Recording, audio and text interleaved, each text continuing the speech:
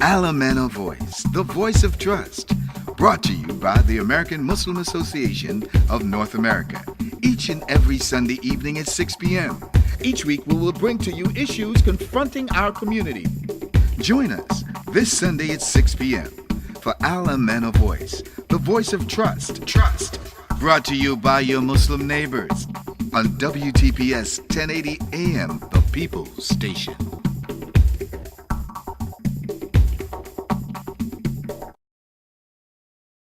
Name of Allah, the Beneficent, the Merciful. Alhamdulillahi Rabbil Alameen, Ar-Rahman Ar-Rahim, Maliki Yawmiddin, Iyyaka na'budu wa iyyaka nasta'in. اهدنا الصراط المستقيم صراط الذين أنعمت عليهم غير المغضوب عليهم ولا الضالين.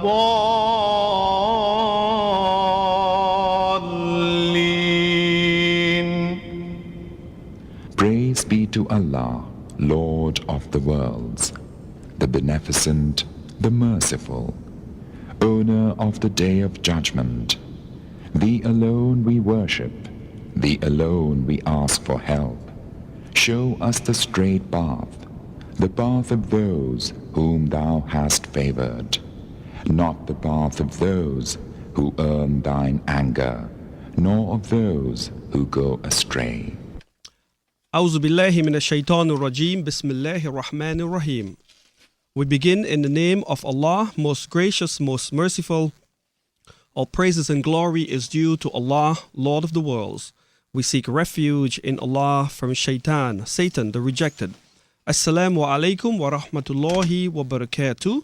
May the peace and blessings of Allah, God, be upon each and every one of you tonight. My name is Brother Kamal, and I'd like to welcome you once more to Al-Amana, the voice of trust, brought to you by the American Muslim Association of North America. Well, tonight we have a wonderful program outlined for you. We will be speaking on the topic of teen violence. And we have a panel of guests in our studios. But before we begin, I would like to introduce Brother Sufyan, Director of Amana. Assalamu alaikum, Brother Sufyan. How are you doing tonight? Bismillah ar-Rahman ar-Rahim. Alhamdulillah. Dear listeners, good evening. This is Sufyan Abdulaziz Zakut, the Director of Amana, the American Muslim Association of North America. Unfortunately, our community has been going through many incidents lately among our youth. We have seen around the news how friends killing their own friends and hiding them in a trash bag, believe it or not. For all who didn't know that, and dumping them in a trash can.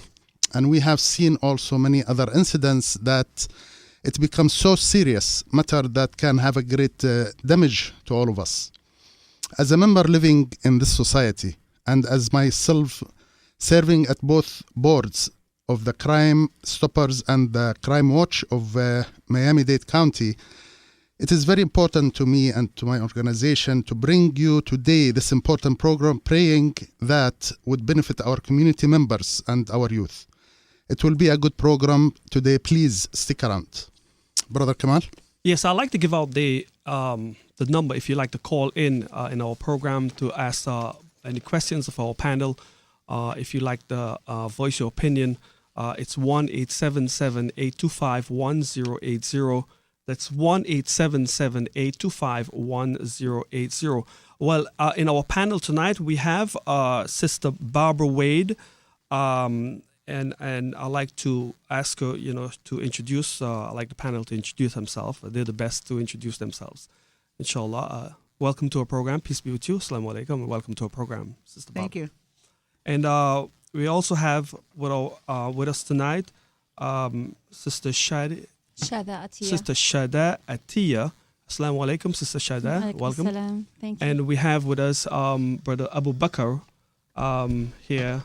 waving on my left. Assalamu alaikum, Brother Abu Bakr. Wa alaikum assalam rahmatullahi wa barakatuh. It's good to be here again. Yes, brother. Welcome back. And well, why don't you start a little bit, just introduce yourself to the audience. Yeah, I'm Wayne Rollins. Muslim brothers call me Abu Bakr. And I'm a consultant with the Project Safe Neighborhoods Gun Crime Reduction Initiative and Anti-Gang Initiative, as well as a consultant for the United States Department of Justice Community Capacity Development Office and Bureau of Justice Assistance. Basically travel around the United States working with communities that have social and economic challenges, and with the hope of being able to develop strategies to reduce those challenges. Okay, now, Sister Shada.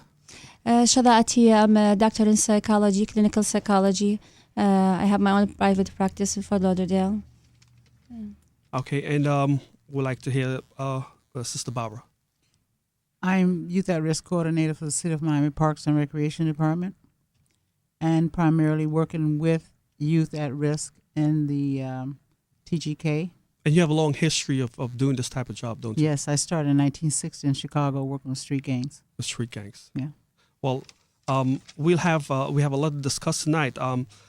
We'd like to, on the topic of teen violence, I'd like to touch on some of the topics.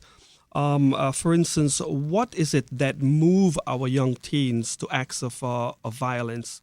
What are some of the solutions that are presently being implemented? Are these solutions that are implemented, are they successful? And what is the success rate of some of the solutions implemented by, let's say, for instance, here, Dade and Broward County? And if they are not working, then we'd like to look into the reasons why they're not. And last but not least, we would also like to put out maybe the Islamic perspective on maybe some of the approaches we would like to use, or we do use as Muslims, in order to attack this problem of teen violence.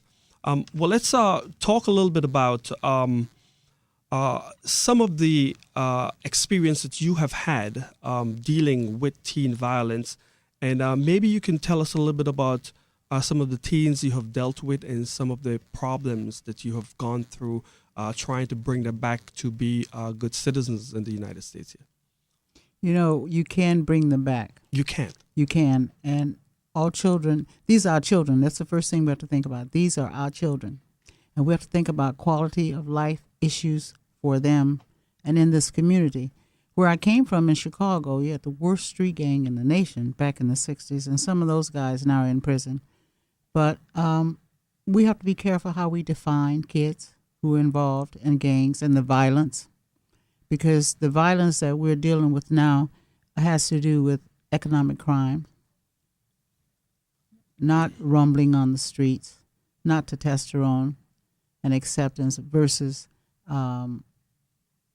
criminology and drugs. That's the big problem. And what you have to do, kids are very good about talking to you. We have to learn to listen, and listen actively. If you're dealing with a kid and he leans into you, you know automatically you have him. I go to the jail every Monday and every Friday. And there was a time, and Wayne can tell you, when we used to go to the jail, we had 4 units there.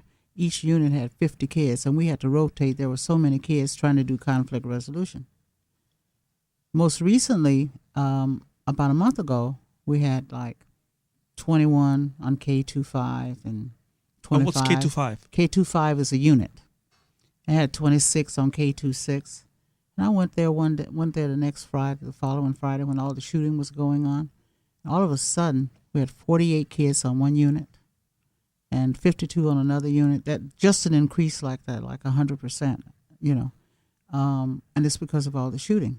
But when you talk to the kids and, you know, you ask them, we did a strategy thing with them for like 6 weeks. Tell us what we can do to stop the violence. Uh-huh. And the kids said, well, you can't stop it. Because if you stop it and you move it from one place, it'll move somewhere else. They never take into consideration that there are a whole group of people out there that can be brought into play to help stop the violence. You know, children, these are children. These are kids 14 to 17 that I deal with in the jail.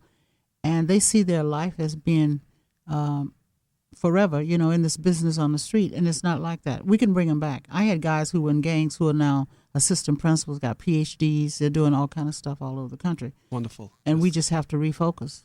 Now, I know some of the statistics that I've read. There are approximately 12 million serious crimes committed in the United States of America. This is from 2003. And what percentage of the violence that are committed now, that are serious crimes, are committed by teens? Large percent. Large A percent. large percent of the violence. But, we're talking economics again. Uh-huh. We're talking about entrepreneurs, little entrepreneurs who are in the drug business. And, I can remember when we had a very serious problem with Black American kids. Uh-huh. And those kids now being replaced by Haitian American kids. And it's like the same path. They're taking the same path that the Black American kids took. So we didn't do very well in stopping the violence there, but we're going to all have to come together now, churches, everybody, Yes. and put this thing together because it's really too much. That's why Brother Sufyan have these programs so that we can talk about this. Yeah. Right, brother? Yes. Now, I'd like Sister Shada to jump in on this topic and tell us a little bit about your experience. And apart from the economic problems, what are some of the other problems that teens actually face nowadays that turn them to becoming very violent? Okay. I believe that violence is a learned behavior. Mm-hmm. And as a psychologist, I have to look at it from early development. When the child is exposed to violence at the home, the way their parent discipline a child, and the way abuse or physical or emotional, the way they discipline the child, that child will learn no other skill. But in case of he is over emotional or in case of conflict, this is the way he's gonna react with other kids.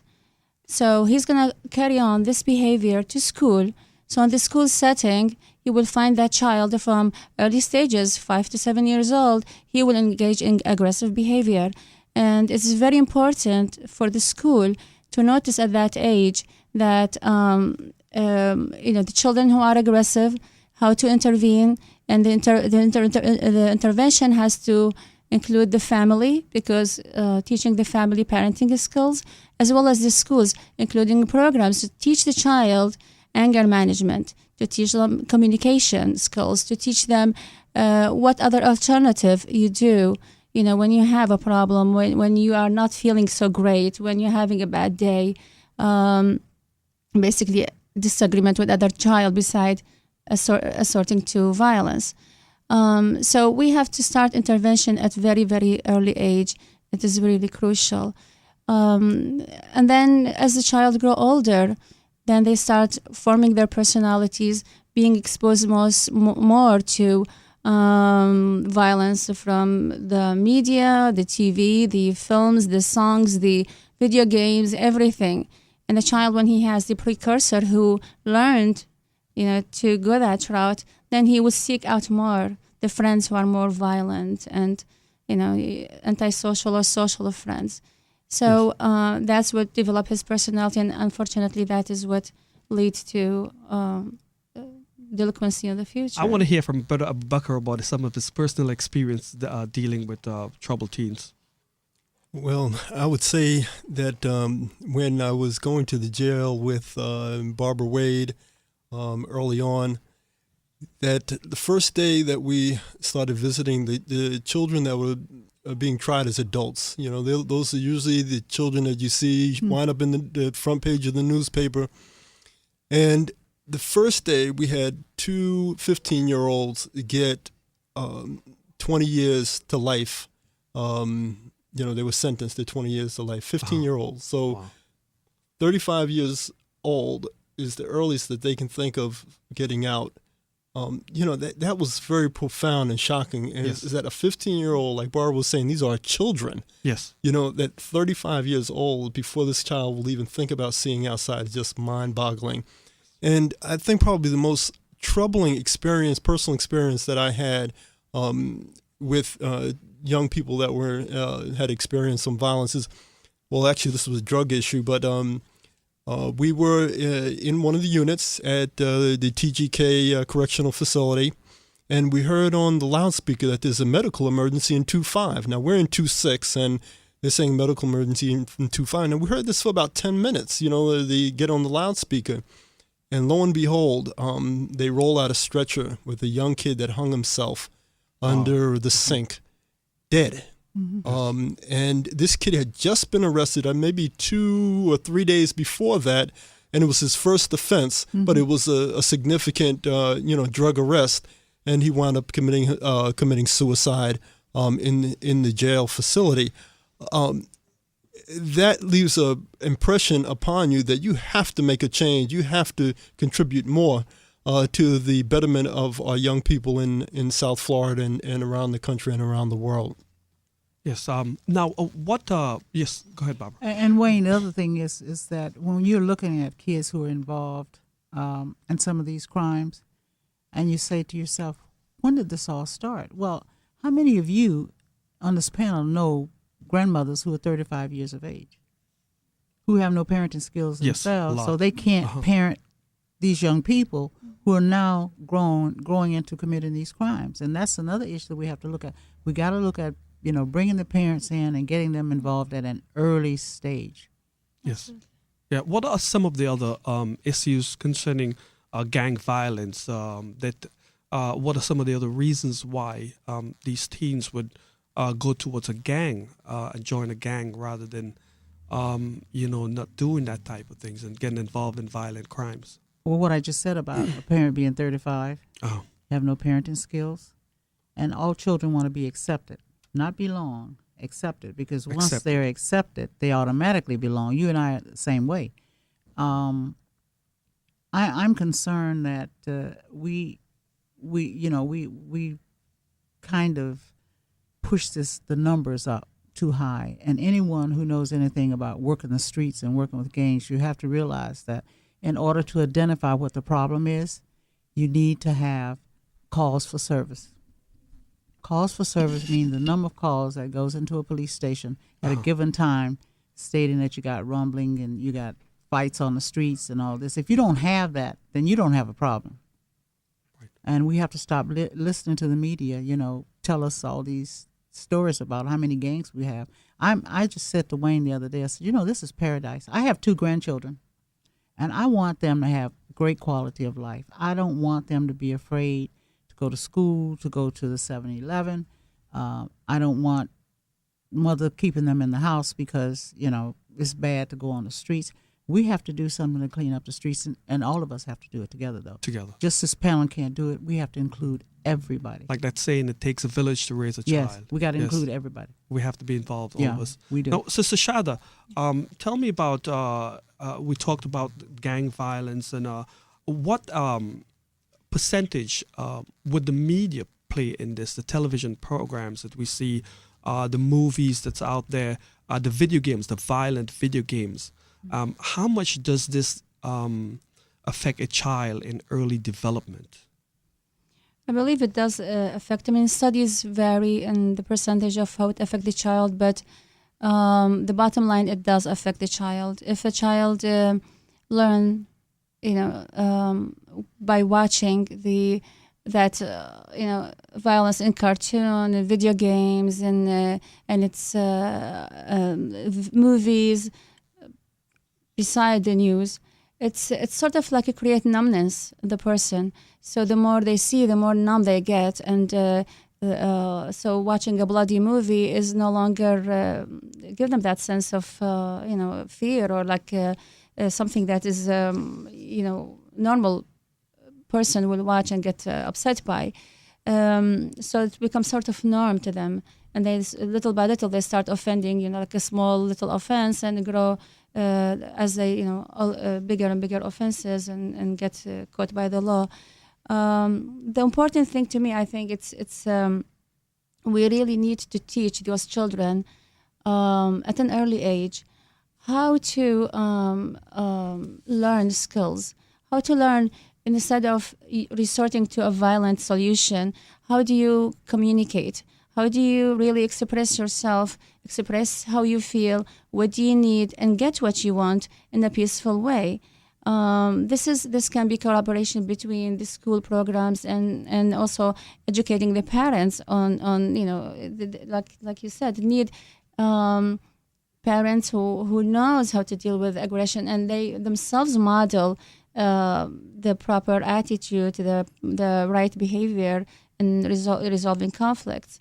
Now, we also need to teach these children to have confidence, to have they know sort of like developing their identity, so they won't resort to being accepted by others like gang members and belonging to the wrong side of No, the gang leader automatically becomes a parent Yes. very quickly. Very quickly. And he does and performs all those things that the parents don't perform. Uh-huh. And if you have a kid who says, and the gang leader says, listen, I want you in a meeting at 6:30. Mother said, you come home for dinner at 6:30.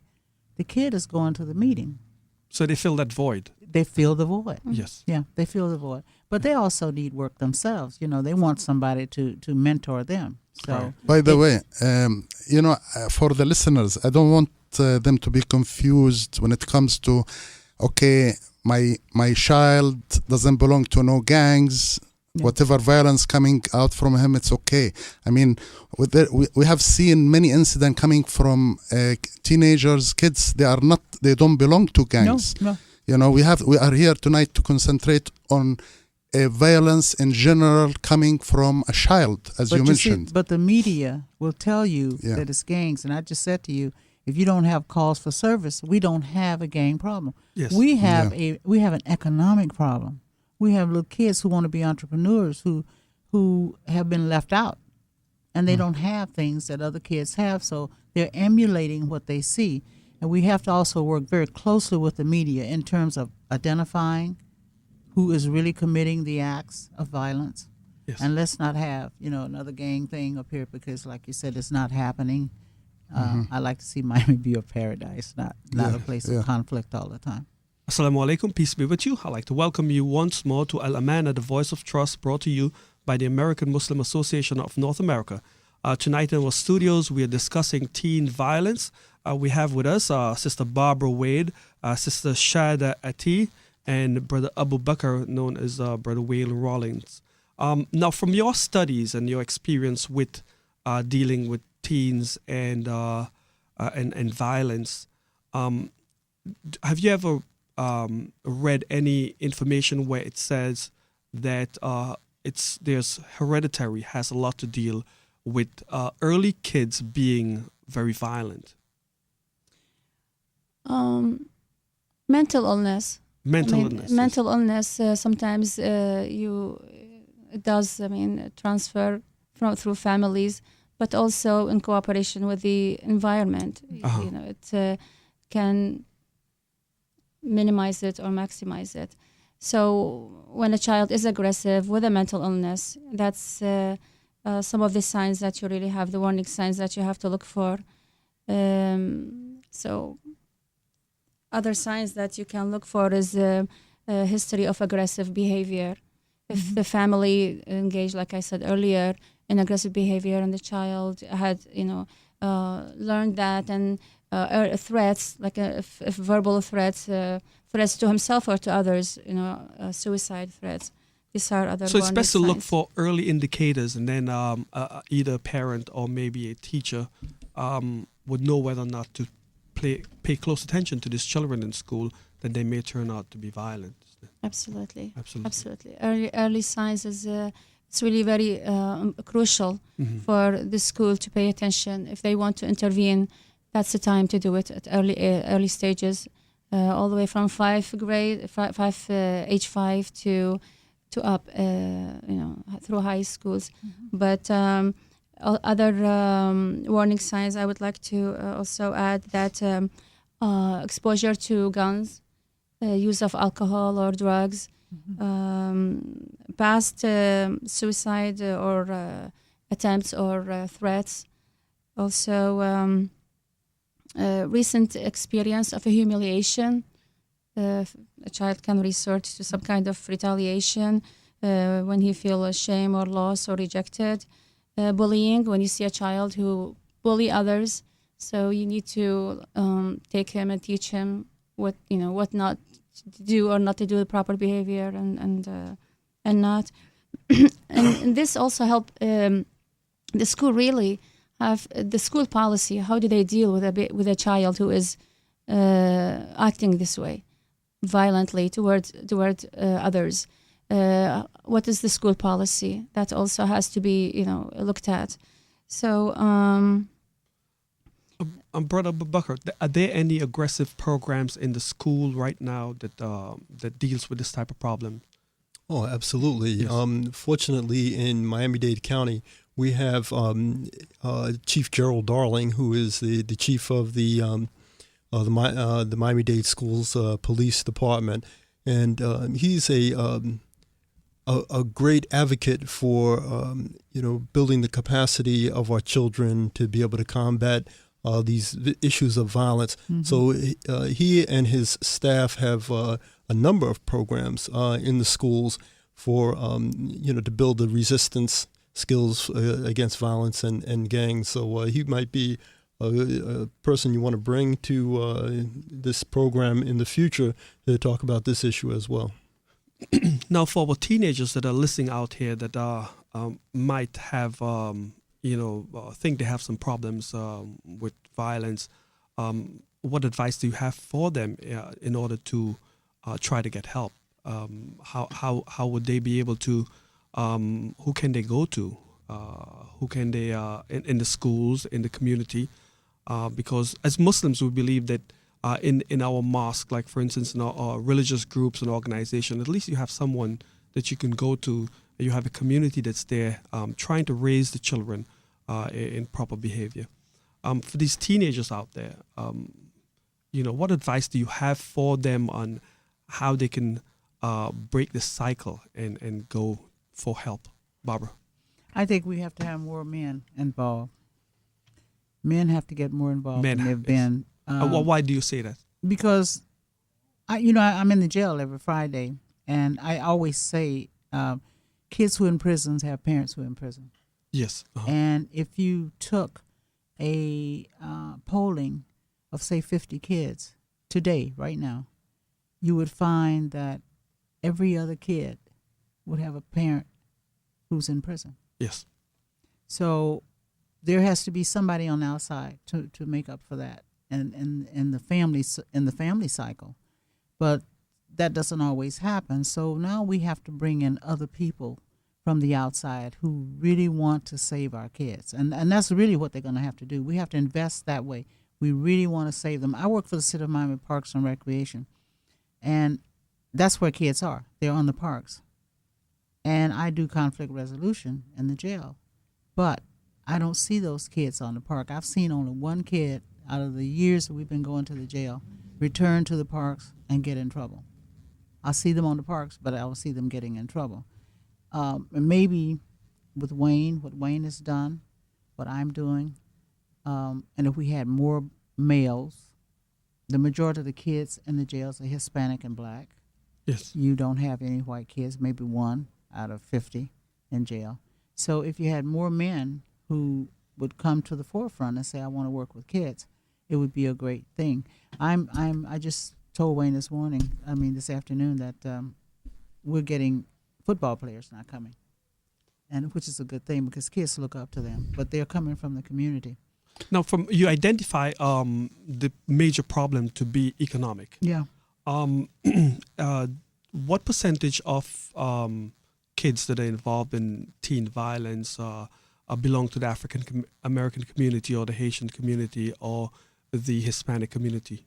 I mean, I would assume that the African Americans are experiencing a greater degree of poverty in Dade and Broward County as we know it now. About 50-50. About really. 50-50. About 50-50 in the kids who are coming in. Yes. But the kids who finally get in and get settled, you can see the other kids getting involved. You can see more kids being involved than black kids, but you don't see any white kids. Yes. Maybe one or two white kids. So there's something to be said that we're not these are the only kids who are getting arrested. All right, we're up on a break right now. Stay tuned. We'll be right back.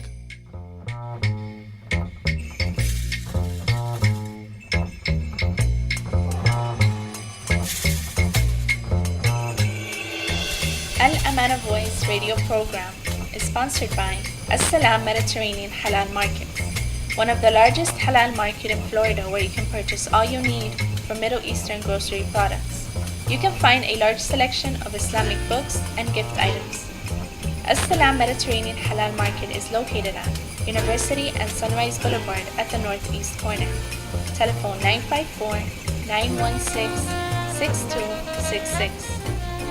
Muhammad Halal Meat Markets, the source for all your halal beef, lamb, goats, chicken, and turkey. Muhammad Halal has a great source of Caribbean products. You can also find a large selection of Islamic books and gift items. Muhammad Halal Market is located at 3810 South State Road 7 at 411 in Miramar. Telephone 954-963-9154. Graphic Express and Printing Solutions. If you're looking for high quality of blueprint scanning and plotting, digital copy center, printing services, typing services, fax and notary and graphic design, visit the location in Miami, 16221 Northwest 57th Avenue. Telephone 305-628-3838. American Fire Sprinkler System. For inspections, maintenance, services, and design and installation, contact the American Fire Sprinkler System at telephone 305-628-0100. The Crime Stoppers of Miami-Dade County. Be part of reducing the crime in Miami-Dade County by visiting their website at www.crimestoppersmiami.com or by calling the hotline number 305-471-TIPS. Remember, together we do make a difference. Finally, we would like to mention that Amana offers free translation of the Quran copies in English, Spanish, or in French.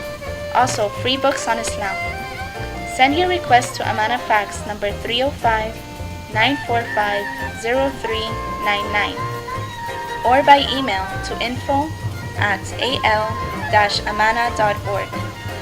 To learn more about AMANA, the American Muslim Association of North America, please visit AMANA website at www.al-amana.org.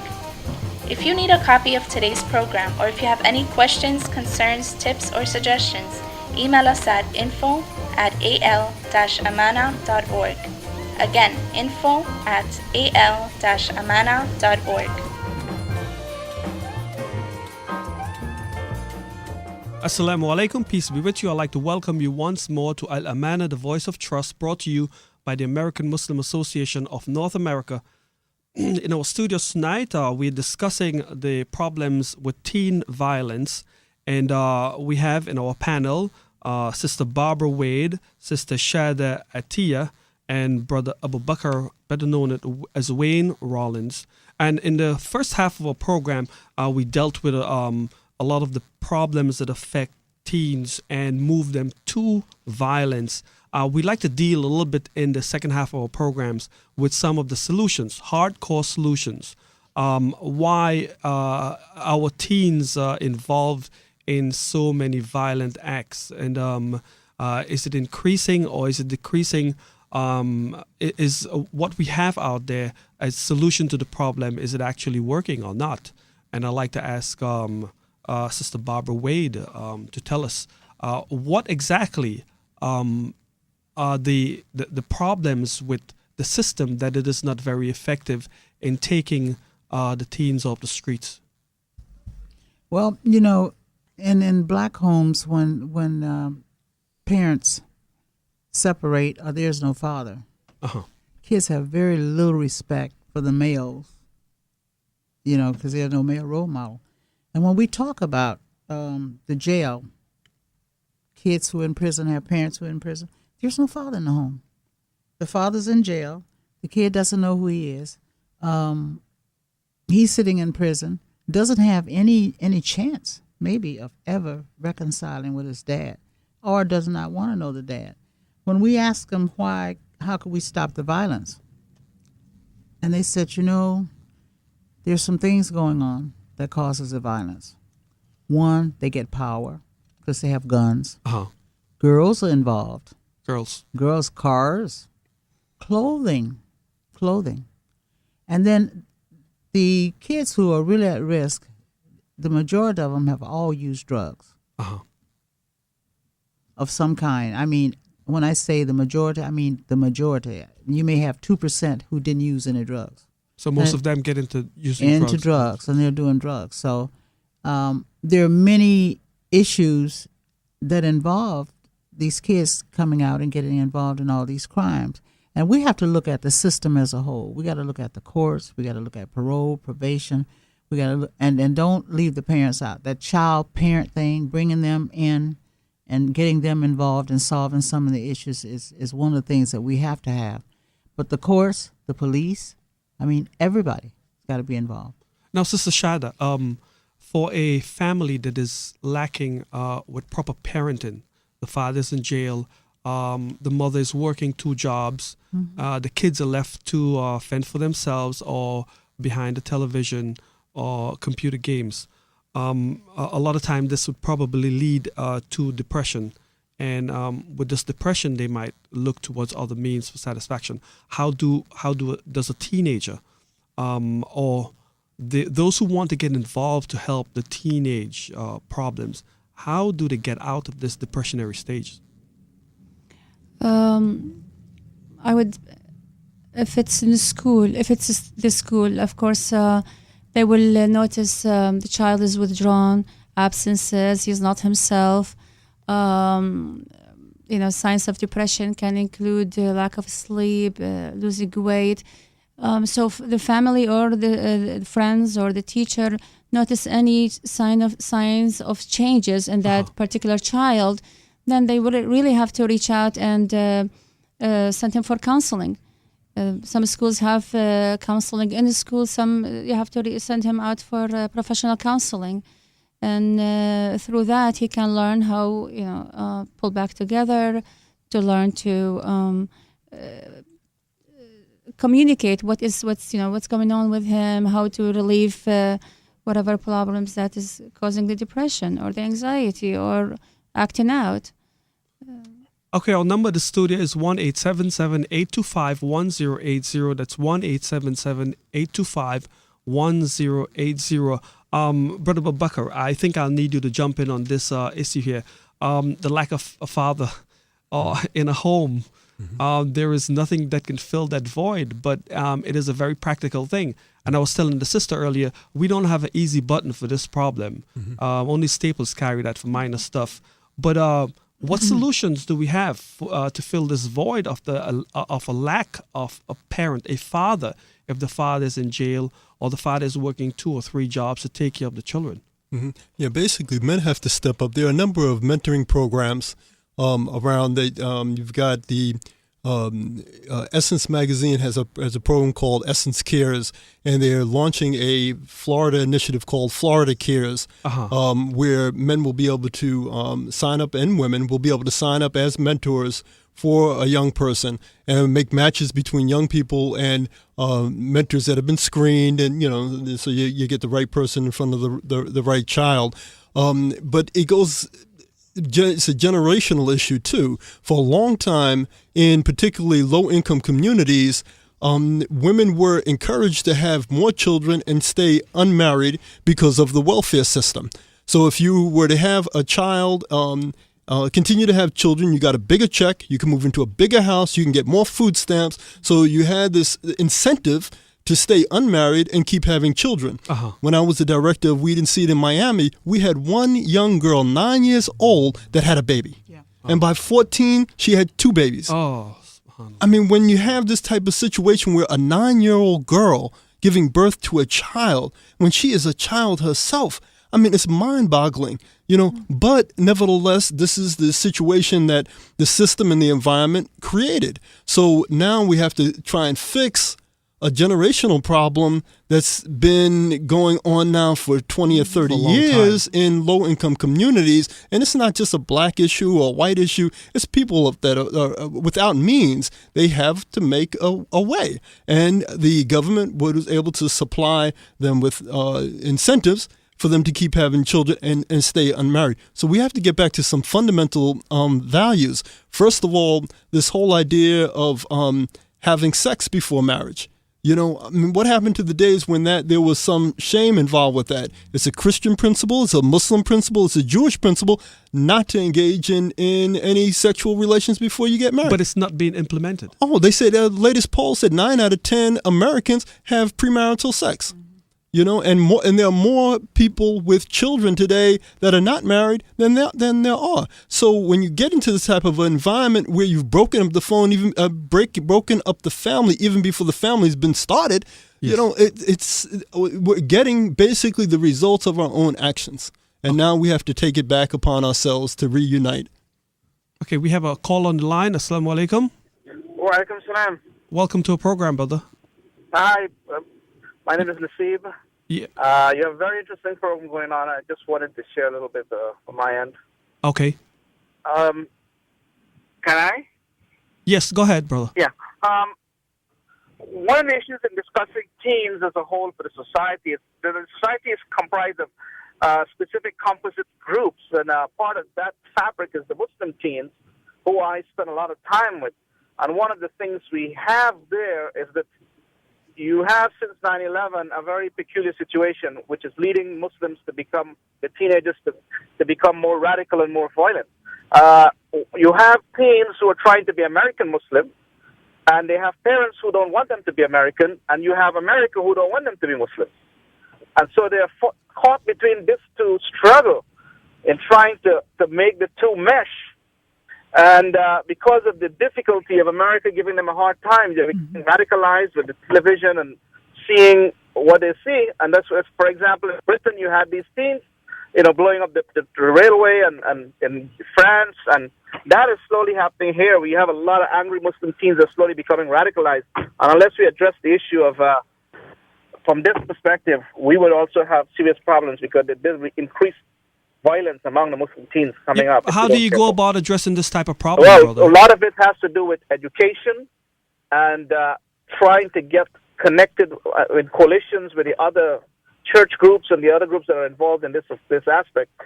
We've got to encourage our Muslim groupings to be able to become more involved and connected to the wider struggle to help our young people. Unfortunately, everybody seems to be going it alone. By the way, this is, I'm glad you called. By the way, before 9/11, since 1996, we have been distributing AMANA, the American Muslim Association of North America, a booklet called Illustrated Guide to Islam, and it has a whole chapter about terrorism and Islam. And we, in that chapter, we concentrated on educating first our community members against terrorism and against any terrorist act and against violence and against destruction of buildings and killing civilians. And this is all according to the teaching of Islam and the Quran and our Prophet Muhammad, peace be upon him. And please, if you can send us your address, or we can visit our office. We can provide you a copy of this booklet anytime. Thank you for calling. Really, we appreciate that. Jazakallah. Assalamu alaikum. Wa alaikum assalam. Jazakallah. Thank you very much. Okay, now I would like to touch on the subject a little bit more on teenage sex, the problems facing teens, and the problems arise out of pregnancies at a young age. There is really nothing that you can do about this situation, because the media have overtaken the minds of the young teenagers that where they portray so much sex on TV, on the newspapers, in the media. You know, no matter where you turn, everything is sexually oriented. Even the commercials are sexually oriented. So what can we do about this problem? I mean, there seems to be nothing that we can actually do We can't control the media and what they put out there. We can't. Most of the times, we can't control the child who wants or to have access to the amount of sex that's been put out on the media, on the internet and things like that. What is it we're supposed to do as a community? Well, I think, yes, brother Kamal, just like this radio station that we're on right now, how Kathy Hughes, a African American woman, she bought this radio station and a chain of radio stations and a TV network across the country. So if you want the media to project your views, you need to start buying programs. You need to start supporting AMANA's program.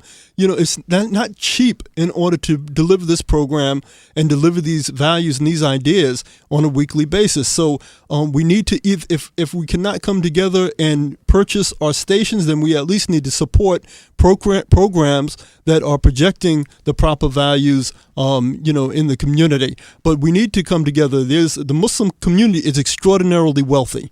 On Friday, for Friday prayer, you pull up and you'll see, the latest Mercedes, the latest BMW, Rolls-Royce, you name it. There's a lot of money here. Why can't we put our money together, purchase a station, purchase a TV station so you can project the values that would combat and provide an alternative to the mainstream media that has basically girls gone wild? Yeah. Now, one of the solution that I think that can be very, very effective is the religious solution. And I know, Barbara, you probably belong to a Christian organization or a church, and us as Muslims, and the value that comes from Christianity and from Islam and from Judaism and from other religion, teaches children the right way to be children, just that. Love your teenage days that you're growing up in, and don't try to become an adult overnight. What advice do you have for our listening audience who are involved with churches, involved with mosques or synagogues that can implement some programs to help the teens? I don't think you can do anything without the churches. Excuse me. Of course. Culturally, we've lost our children. Mm-hmm. We have. Yes. Corporate punishment doesn't exist anymore, and we're not allowed to. There used to be a time, that you could you spare the rod. It says spoil the child and spare the rod. Yes. You can't do that anymore. There was a time when my neighbor was able to spank me, and my mom and dad would spank me when I go home. Absolutely. Yes. And if you did something wrong, you'd pray that nobody told your parents, because the neighbor would get you, and then mom would get you. And anybody else. I used to call it a community beatdown. Yeah. We don't have community beatdowns anymore. Yeah. And we need them. We really do need them. But a lot of these young children are not going to the churches anymore. I don't think that young teenagers nowadays, they gravitate towards churches and synagogues and mosques again. Maybe it's the malls or the video games and things like that. And the 35-year-old grandmothers who are not into going to church anymore. Yes. They're into, But there needs to things. be a lot of motivation coming from the religious organizations to try to encourage the teens to come to the mosque where they can learn to be good teens. I think we're going to have to go back to that door-to-door thing. Door to door. Where people go door to door and learn who lives in your community. Yes. And introduce yourself. And say, I'm here. If I can be of any service, let me know. But see, people don't open the door anymore. Yes. Sister See, I think children model what they see. Uh-huh. So children see a beautiful, skinny singer model, and they stop eating, and we have all these eating disorders and all these problems. So it is really the parents' role here to teach the children the values, to teach the children what's right from what's wrong, to be involved in the child life, to be active parents, to communicate with these children. So not leave the children learning from these programs and these whatever they read in magazines, and that's what create the child's character. Yeah. It has to be the family, the values that you believe in, that you install in that child. Besides teaching the child to be responsible, to make the right choice. So what is right, what's wrong, what's wrong. to be self-confident to make that decision, to be a leader rather than follower and follow whatever they see here and there, because their identity is not completed, their personality is not shaped, so they follow whatever out there. So it's and also the parent can teach, can monitor what the child also watch. From young age, they can, do if it's the computer exposure or the TV programs exposure. Yeah, it's just you're from Iraq, so you're here in America trying to teach us how to control violence. And there's so much violence. That's great. That's great. Really. Yes. We appreciate really pleasure. your mission. It's my pleasure. Yeah, we have a teenager in our studios tonight. We have Jamila here, and she's just like to say a couple thing or two for the teens. Assalamu alaikum. Thank you so much. It's such an honor for me to be here. Basically, everyone has said everything, but growing up as a teenager in America, I would say that I have noticed that teens really, really want to be accepted. Mm-hmm. There's cliques out everywhere, cultural divisions, and everyone just wants to be a part of something. Mm-hmm. I want to be accepted. I want to be respected. I want to be everything. Also, everyone mentioned about the media and video games, but no one mentioned the musical videos. I love music so much. Everyone loves music. And when a singer that we like or someone comes out with a video, it's like, oh my God, I want to see their video. Mm-hmm. And the musical videos has such a big influence on us, and the music and hip hop and rap, and there's nothing wrong with it. It's great art. But I saw a 9-year-old the other day. He looked at me. He's like, "We're pimping." I'm like, "Honey, what is that supposed to mean?" It really has a great impact on our lives, and we really need to look at that. But I think, first of all, if we have any problems, we need to slow down and examine every aspect of our lives. Mm-hmm. Grab a paper and a pen and make 2 columns and write everything negative about your life that you don't like and everything positive. And think about how you can get help or help yourself. Someone wants to help you, don't say, well, I don't want to go to correctional center, or I don't want help because, I'm all big and I think I'm an adult. But if someone wants to help you, let them help you. There is help out there. And everyone understands. We just need to listen to each other. It's really great out there. And if we just stop, if we need to be more open-minded and not be narrow-minded and just accept everyone for who they are. Thank you. Thank you. All right, Jazakallah khairan. Thank you very much, Jamila. With a couple minutes we have, do you have any comments? We have 2 minutes left on the program. I often think of what trees do we plant, and apparently someone planted a big oak tree over there. Yes, thank you very much. Yeah. For parents to be good role models and for early interventions. Okay. Brother Abubakar, our final word. Well, I mean, what Jamila said is right on the button. We have to listen. We Coming have to from do a teen, self-examination, and then we have to be able to build the capacity to fix the column that we don't like about what we're doing. We need to find where can we get the knowledge and the education to improve those things so that everything is on the right side and nothing is on the left side. Yes. Brother Sufyan. Yeah, thank you.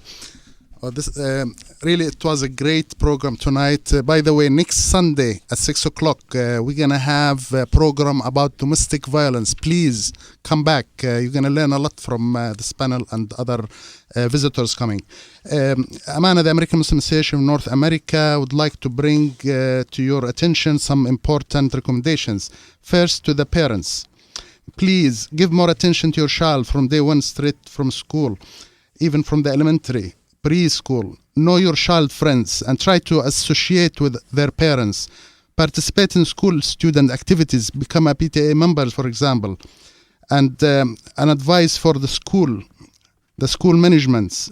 Please have more securities, have more cameras in the hallways and the cafeteria. Provide more counseling to students, especially with anger problems. To our respected policy makers, please, we need more money to be allocated for more projects and programs for the youth. We need more professional therapists and social workers in our schools and to establish social centers to serve our youth. The youth are our investment for the future and extra attention needed by our policymakers. Please bring more projects to our area, especially the low-income area. And now the message to the youth. You are very important to our society. Our society will never be healthy without your help and assistance. Anger is the fuel of violence, and violence is the lead of most major crimes in our society. Please get together, establish organizations, establish clubs, societies, and you can provide us with more solutions and to provide to our lawmakers more solutions. And I would like to, in the end, to mention ayah, which is verse from the Quran. Allah ordered the faithful believers to be patient at the time of anger and to excuse those who treat them badly. Also, our Prophet said, if you are angry and standing up, please sit down, relax. And if you are sitting, lay down and relax. Anger will bring you more troubles. And finally, a message from the Crime Watch of Miami-Dade County. If you need a free copy of the brochure on Youth Crime Watch, call the office of the Crime Watch at Dade County, 305-470-1670. Also, Amana have brochures and booklets to offer on some tips to help you communicate with your teens and other tips for teens on drugs, alcohol, and other really good subject. Please contact 305-945-0399, our telephone, or email us info@al-amana.org. And thank you very much.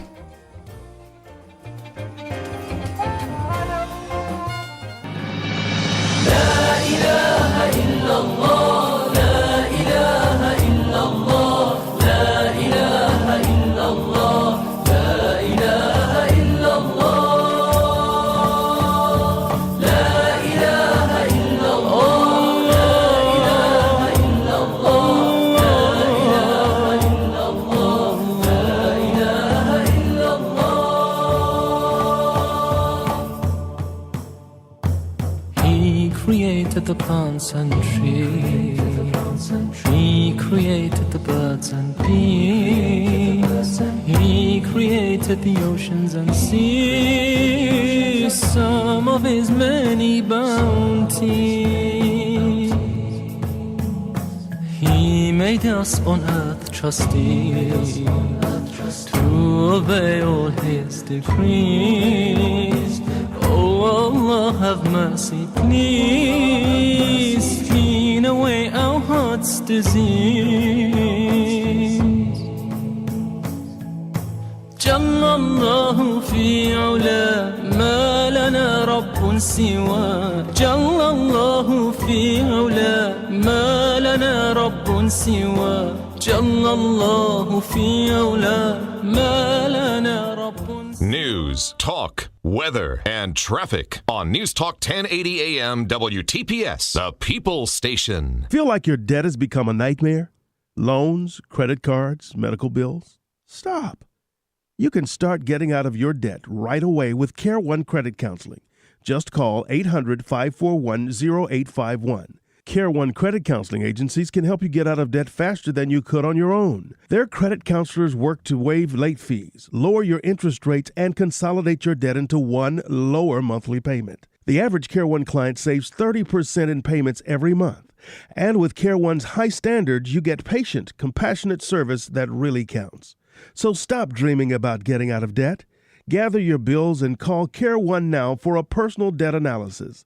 Find out how quickly your debt can be paid in full at 800-541-0851. Licensing details are available. Get out of debt, get on with your life. Call Care One today at 800-541-0851. That's 800-541-0851. Care One Credit Counseling. News Talk 1080 AM is currently seeking a dynamic, polished, career-minded sales executive to sell advertising on our rapidly growing radio station. Our ideal candidate would have a minimum of 2 years of prior media sales or is interested in a career in media sales. As a sales executive, you'll be working with clients to determine their marketing and advertising challenges and then presenting solutions. If you have what it takes, please fax us at 305-644-0030 or email your resume to ihamilton@radio radio-1.com. Radio 1 Inc. is an equal opportunity employer. It's the final call.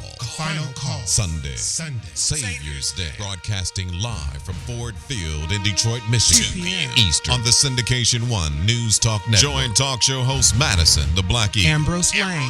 And political analyst from Washington, D.C., G.W. George Wilson. Along with distinguished guests. As we'll broadcast Savior's Day live from Detroit, Michigan. Featuring an address from Louis Farrakhan. This is a time that the Bible talked about, where there would be a time of trouble like there never was since there was a time and a nation.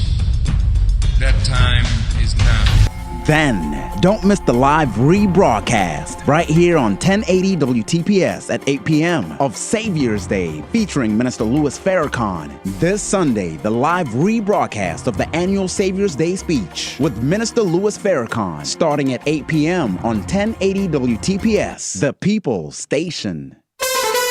News Talk 1080 AM WTPS. Coral Gables, Miami-Dade, Broward, and the Palm Beaches. The People's Station.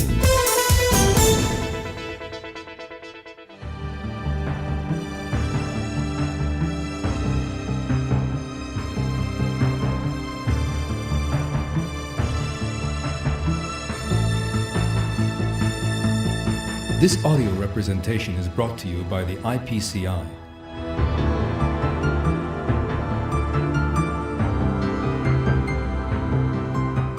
Death, resurrection, and hell.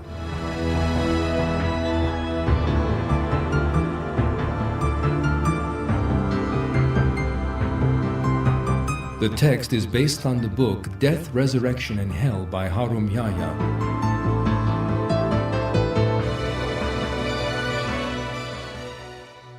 Say, death from which you are fleeing will certainly catch up with you.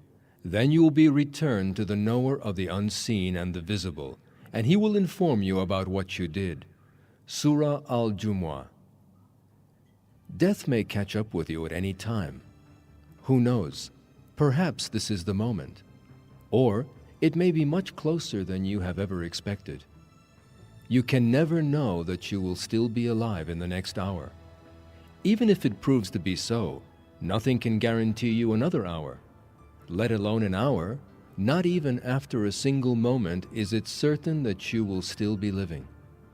Death will most likely come upon you at a time when only a moment before, the thought of death never entered your mind.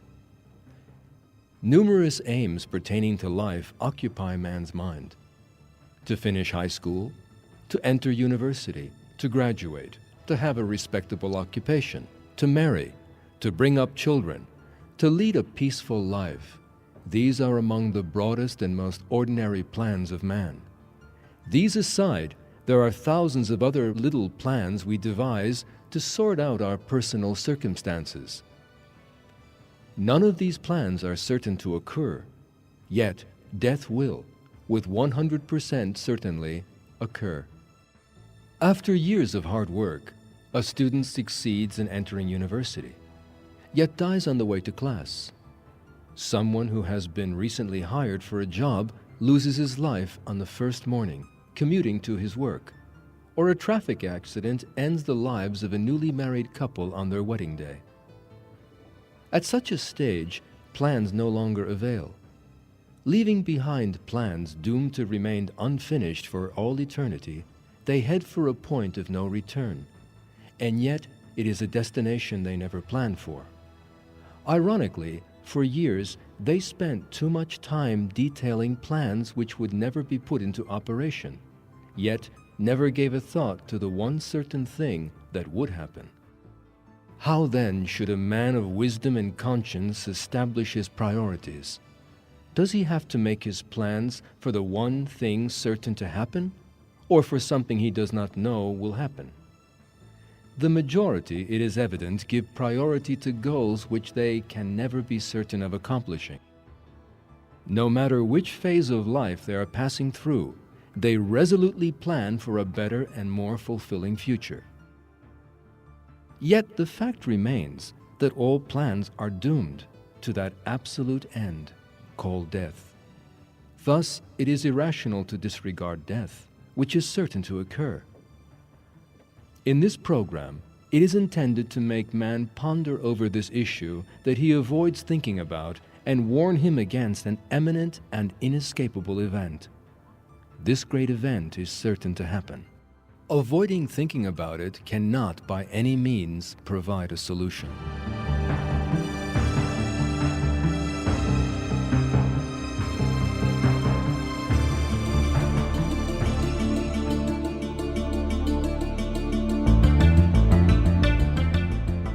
Throughout history, man has successfully coped with many seemingly intractable problems, but death has remained inescapable.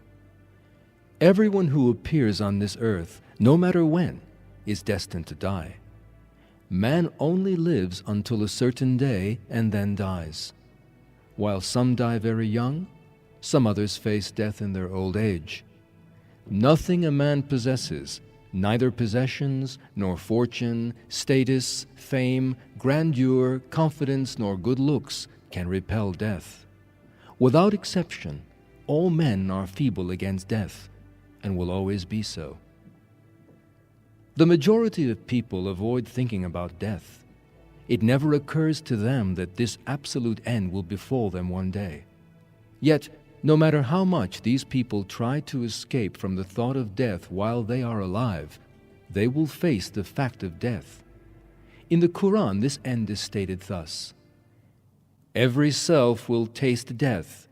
You will be paid your wages in full on the day of resurrection. Anyone who is distanced from the fire and admitted to the garden has triumphed. The life of the world is just the enjoyment of delusion." Surah Al-Imran 185. Death does not occur by chance. As is the case with all other incidents, it happens by Allah's decree. Just as the birth date of a man is predestined, so also is the date of his death. Right down to the very last second, man rushes towards that last moment, rapidly leaving behind every hour, every minute granted to him. The majority of people, however, assume death to be the last point of a logical sequence of events. Yet, death also, like life, occurs according to a destiny determined by Allah. Destiny is Allah's perfect creation of all events, past and future, in timelessness. Allah is the one who creates the concept of time and space from nothing, who keeps time and space under His control, and who is not bound by them. The sequence of events which we experienced in the past or which we will experience in the future is, moment by moment, planned and created in the sight of Allah. Allah creates time, thus He is not bound by it. In His sight, everything has already taken place and finished. This is similar to the images on a film strip. Just as the images on a film cannot exercise any influence on the film and change it, human beings who play their individual roles in life cannot influence the flow of events recorded on the destiny strip. Human beings have no influence whatsoever on destiny. Just the contrary. It is destiny which is the determining factor in people's lives. Man, an absolute component of destiny, is not separate and independent from it.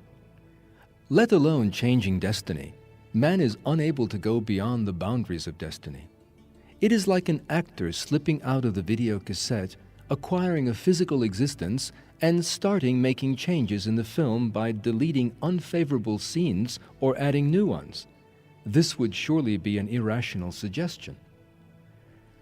For this reason, no matter whether a man thinks about it or not, he should know that the time he will face death is determined for certain in his destiny, and that his destiny is created by Allah. Trying not to think about death is no solution. On the contrary, the more he thinks about the closeness of death and works for the life in the hereafter, the better it will be for him. However, although the majority of people are extremely sensitive about the issues linked to their own interests, they display indifference towards death. Yet death ought to be a matter of paramount concern. In the Quran, this state of mind, peculiar to those who do not hold firmly to faith, is defined by Allah in one word: heedlessness. This state of mind is described in the first verse of Surah Al-Anbiya as follows. Mankind's reckoning has drawn very close to them, yet they heedlessly turn away. Surah Al-Anbiya 1. As the verse makes clear, people approach a step closer the day of account each day. Despite this, however, in their heedlessness, they never think how they will give an account of their actions. Their attempt to close the subject when they are reminded of death, their spending their lives drifting in the daily flow of events, the recurrence of births every day around them, and the belief that they can fulfill the requirements of religion in their old age anyway, are the main reasons for their heedlessness. The rationale some people hold that they can get out of hell after they receive punishment is a lie. There is no evidence for this in the Quran. In the Quran, the rationale of such people is stated as follows. They say, the fire will only touch us for a number of days. Say, have you made a contract with Allah then? Allah will not break His contract. Or are you rather saying about Allah what you do not know? No, indeed. Those who accumulate bad actions and are surrounded by their mistakes are the companions of the fire, remaining in it timelessly, forever. Surah Al-Baqarah 80-81. Not thinking or deceiving oneself with distorted reasoning that is not included in the Quran is not an escape or deliverance for anybody in the world. No matter how strongly the individual resists, wherever he seeks refuge, or however he tries to escape, he will encounter his own death. He has no other choice. Ahead of him, there is no other exit. That is why we need to stop deceiving ourselves or disregarding facts and strive to earn the good pleasure of Allah during this period predetermined by Him which we call our life. Only Allah knows when this time will be over. Have you ever thought about how you will die, what death looks like, and what will happen at the moment of death? So far, nobody has appeared who died and was raised again, or who could share his actual experiences and feelings about death. This being the case, it is technically impossible to gather information regarding what death is like and what one feels at the moment of death. Allah, the one who bestows life upon man and takes it back in due course, informs us in the Quran about how death actually occurs. Thus, the Quran is the only source from which we can learn about how death really occurs and what someone who dies actually experiences and feels. When we look at the Quran, we see a very interesting fact. Death, as referred to in the Quran, is quite unlike the medical death people observe from outside. Primarily, certain verses acquaint us with events as seen by the dying person himself, which can never be perceived by others. This is related in the Surah Al-Waqiah. Why then, when death reaches his throat and you are at that moment looking on, we are nearer him than you, but you cannot see us. Surah Al-Waqiah 83-85. These events that are experienced at the moment of death will be tough for the unbelievers. The moment of death of unbelievers is stated in the Quran. If you could only see the wrongdoers in the throes of death when the angels are stretching out their hands saying, "Yield up your souls. Today you will be repaid with the punishment of humiliation for saying something other than the truth about Allah and being arrogant about His signs." Surah Al-An'am 93. Unlike the disbeliever's death, that of the believers is blissful. This fact is related in the Quran. The angels reclaim the souls of the just, saying to believers, "Peace be upon you. Enter the garden as a reward for your labors." Surah Al-Nahl 32.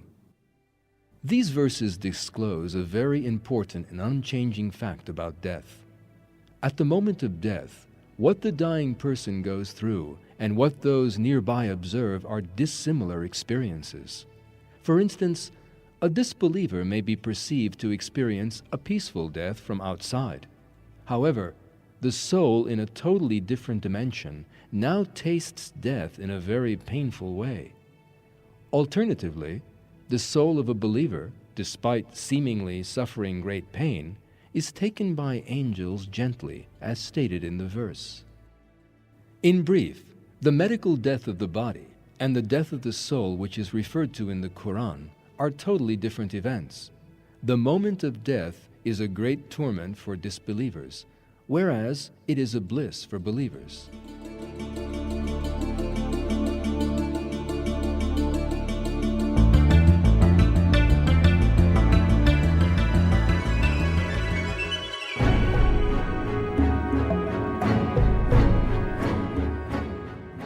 At the moment of death, as the soul leaves the dimension of the human being lives in, it leaves behind the lifeless body that is a sort of outer casing. Have you ever thought in detail about what will befall this casing when one dies? One day you will die while going to the grocery to buy bread.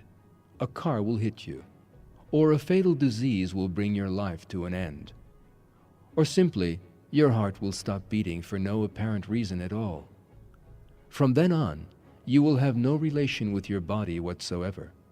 That body you assume to be yourself all your life will turn into an ordinary heap of flesh. With your death, your body will be carried by other people. Then that body will be carried to the morgue, where it will remain for a night. The lifeless body, now very rigid, will be washed all over with cold water.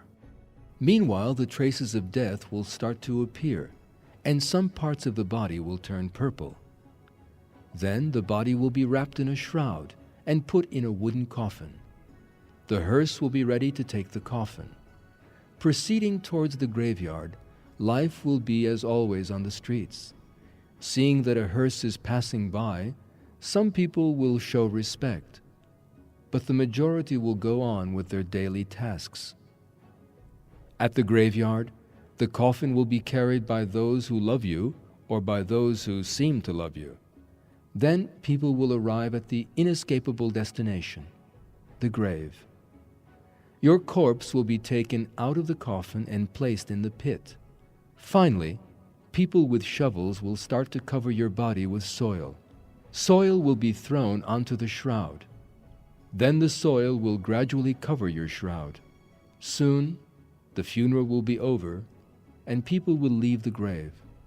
Then the graveyard will return to its deep silence. Those attending the funeral will go on with their everyday lives, and for your buried body, life will no longer be meaningful. A beautiful house, a pretty person, a breathtaking landscape will mean nothing. From then on, the only certainty for the body will be the soil and the worms and bacteria inhabiting it. That is the way a human being's life, created in the best of forms, comes to the most horrible end possible. Why? That it does so actually carries a very important inner message in itself. Seeing this terrible end, man has to acknowledge that he is not a body himself, but a soul encased within a body. In other words, he has to acknowledge that he has an existence beyond his body. Such a striking end, with its many lessons, is made ready for man so that he may understand that he is not mere flesh and bones.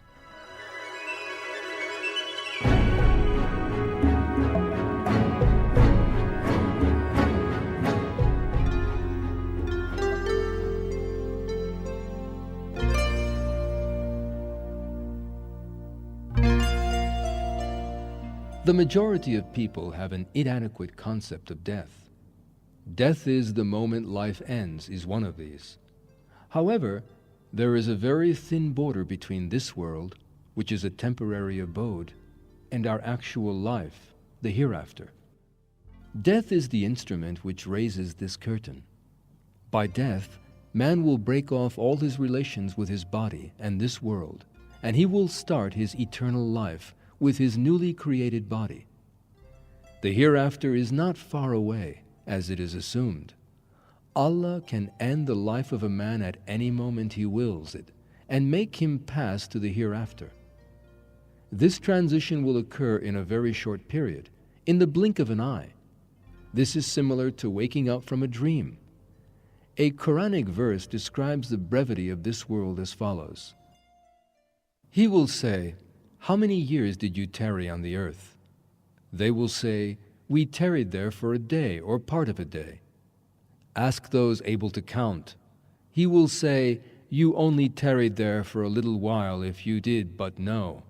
Did you suppose that we created you for amusement and that you would not return to us?" Surah Al-Mu'minun 112 to 115. When death comes, dreams come to an end and man starts his real life. Man, who remained on earth for a period as short as the blink of an eye, comes to the presence of Allah to give an account of his deeds in this world. If he has kept death in his mind all throughout his life and lived to attain Allah, he will be saved. In the Quran, the words of those who are given their books in their right hands are quoted as follows. "Here, come and read my book. I counted on meeting my reckoning." Surah Al-Haqqa 19 to 20. Yet,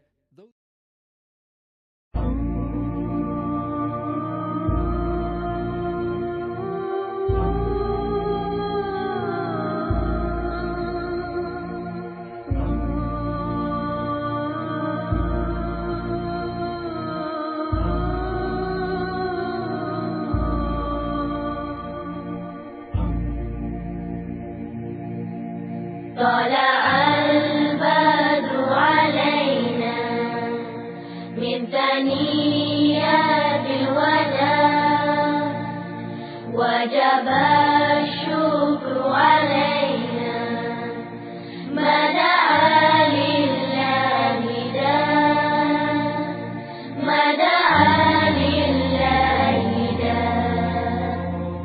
Oh, the white moon rose over us from the valley of Wada, and we owe it to show gratefulness where the call is to Allah, where the call is to Allah. أيها المبعوث فينا جئت بالعمر المطاع جئت شرفت المدينة مرحبا يا خير داع مرحبا يا خير داع. Oh, you who are raised amongst us, coming with a word to be obeyed, you have brought to the certain nobleness. Welcome best scholars to God's way.